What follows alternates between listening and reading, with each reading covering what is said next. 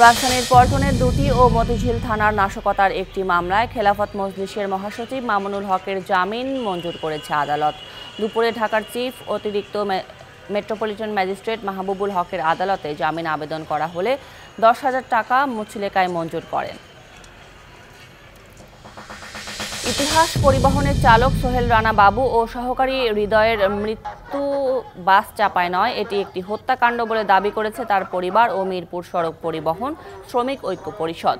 সকালে জাতীয় প্রেস ক্লাবের সামনে মানববন্ধনে এই দাবি করেন তারা। সোমালিয়ায় জলদস্যুদের কবল থেকে বাংলাদেশি জাহাজ এমভি আবদুল্লাহ ও 23 জন নাবিককে নিরাপদে মুক্ত করতে পারায় আন্তর্জাতিক পর্যায়ে বাংলাদেশের ভাবমূর্তি উজ্জ্বল হয়েছে বলে মন্তব্য করেছেন চট্টগ্রাম বন্দরের chairman rear admiral Mohammad Sohail.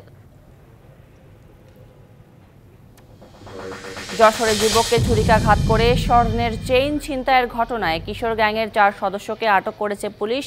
দুপুরে সংবাদ সম্মেলনে পুলিশ জানায়, সোমবার মাহিন নূর সহ আরও 3 জন নাসিম আহমেদের গতিরোধ করে গলার স্বর্ণের চেইন ছিনতাই করে ছুরিকাঘাত করে পালিয়ে যায়।